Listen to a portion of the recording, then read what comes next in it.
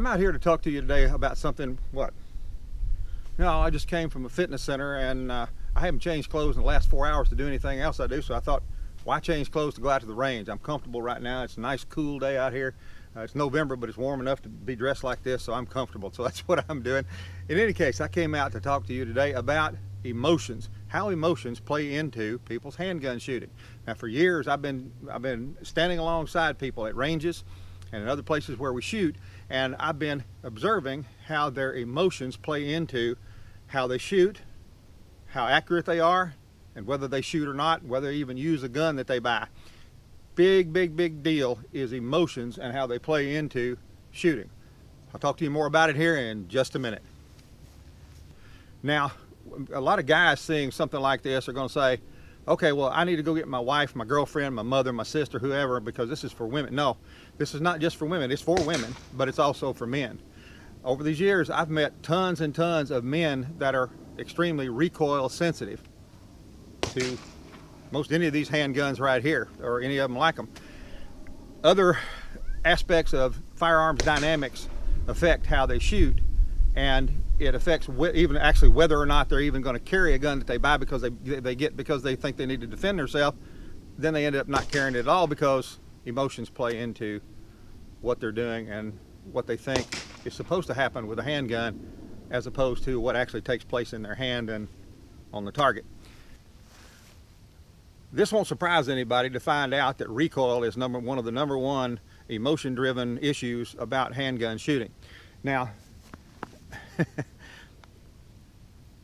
a lot of people are going to say, well, that's not an emotional issue. Yeah, it is. 90% of the time, a response to recoil is not because of pain, it's because of emotions, how people mentally and emotionally deal with the dynamics of that gun, not because it hurts them. Now, there are genuinely guns that do hurt.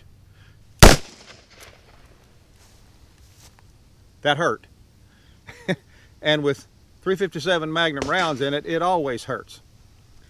But I'm a shooter. I like to shoot. I love to shoot guns. I've been shooting for years, and I accept the pain from this gun right here. 90% of the time, guns don't hurt.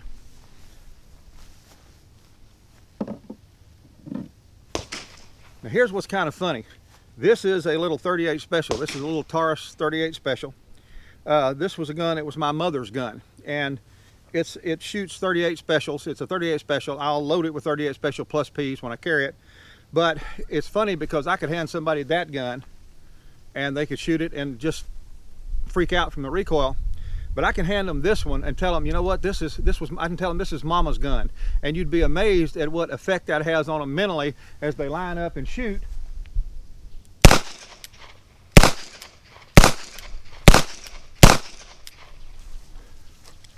Mama's gun. It has recoil, but it doesn't hurt. You have to accept the fact that recoil is the natural part of any gun, of a semi-automatic gun or a revolver. It's a natural dynamic of how the gun works. I was working with a lady at the range one time, and she had a 22 pistol that she owned, a semi-automatic 22 pistol. I knew she was nervous. Get something on my head here. I knew she was nervous, so I was standing right up at her elbow while she was shooting. I was helping her with it, and she was just getting used to shooting it. She was concerned about self-defense. It was the only gun that she had, so she brought it out to her range to shoot it. And the effects of that 22 pistol, which had almost no recoil at all, had the recoil of a high-powered BB gun. The first time she got it up, I showed her how to keep her grip. I was standing right beside her. She shot the gun. She almost dropped it because of just the dynamic of the gun, the little bit of recoil, the noise, whatever it was in there that mentally she had a picture in her mind. She was ready to drop that gun. And as she did this and almost dropped it, she swung around with it, and that's where I stopped her at the elbow before she swung it around and pointed it at the person next to it, or swung it around and pointed it at me. Nothing in that gun hurt her. It was in the emotion of the recoil.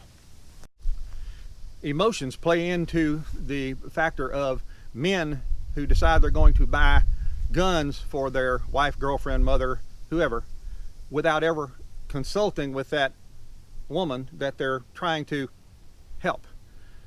Emotions play into all of that, because men have often come to me and said, I've got to get my wife a little gun because that big one's got too much recoil. I can't, I wish if I had $1 for every time I've heard that, I would probably have a nice retirement fund. I've got to get my wife a little gun. She can't handle a big gun. The big gun got too much recoil. We need to get her something little that she can control. This is a Smith & Wesson Shield. It's about as shootable as any gun this size you'll find. If you can shoot the 9mm version of it, you can shoot the .45 version of it. Not that much difference. There's a little difference in the recoil of the .45, but it's no more painful, no more hard to control than the 9mm. But I'll show you something.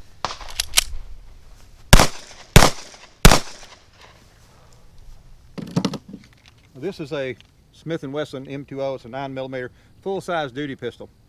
If you get this gun in a shield, the recoil, as far as the snap of it's going to be about twice what you get in this gun right here, and yet men will come and say, I need to buy my wife a little gun she can manage.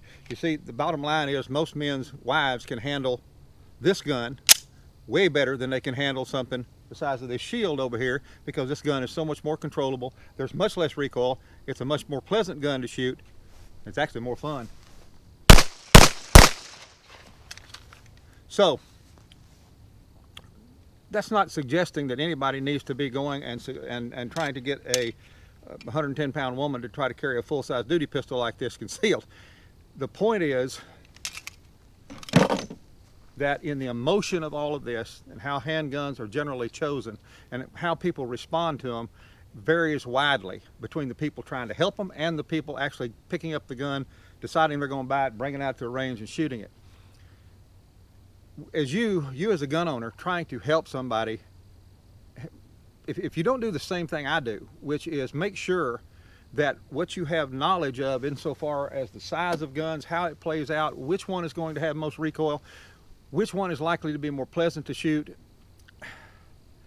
you can do somebody more harm than you do good. I have to be careful of it just like you do. For anybody that's watching this and you've let emotions deal with you to the point where you have pushed aside your handgun and decided you don't want to do it anymore, I'm hoping I can talk you out of that right now, because these guns are doing what they do naturally. We all know the old adage about tail wagging the dog. The reality is this. As shooters, as gun owners and shooters, this is the tail, I'm the dog. Who wags who here? If I let the tail wag me, then I'm likely to let my emotions run wild. I'm likely to let my mental aspect run wild, my mental pictures run wild. I'm likely to let the effects of that recoil throw me to the point where I don't want to shoot. Or I can understand that this is a very small piece of machinery. This is the tail. I wag the tail. It may make some noise, it may have some dynamics, but I wag the tail.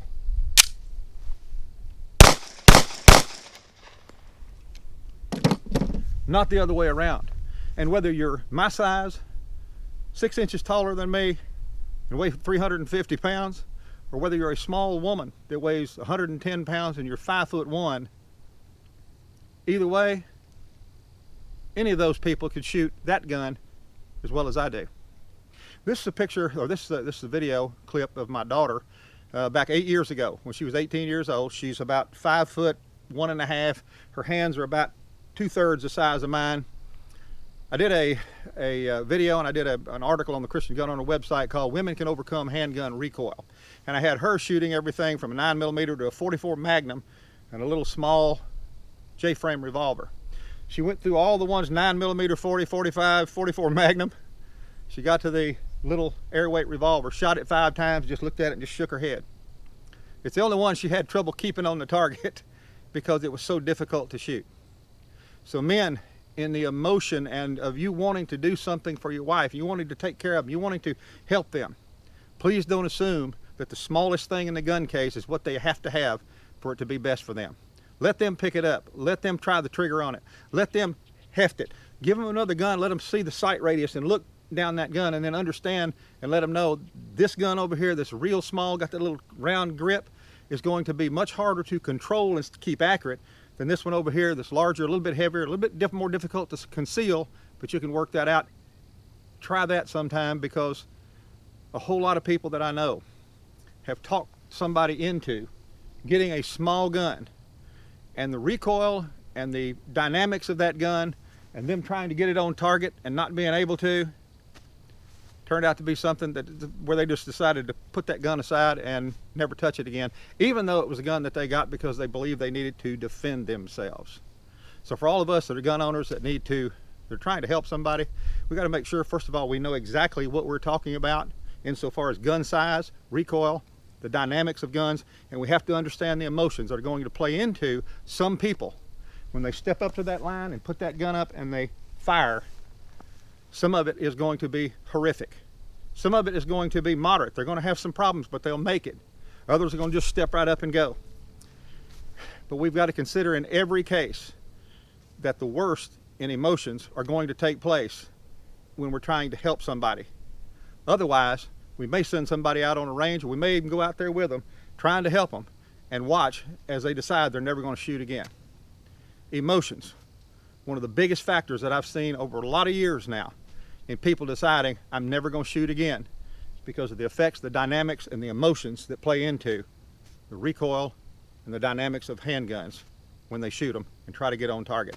They either hate it, they get through it and they manage it okay, or they love it. But we don't know that until we get them on the range. And helping people make good decisions when they're brand new to selecting guns is critical in that process to make sure we're not turning shooters away from our firearms forever. I hope that helps somebody. I'm Mark Rogers, and I'll see you soon.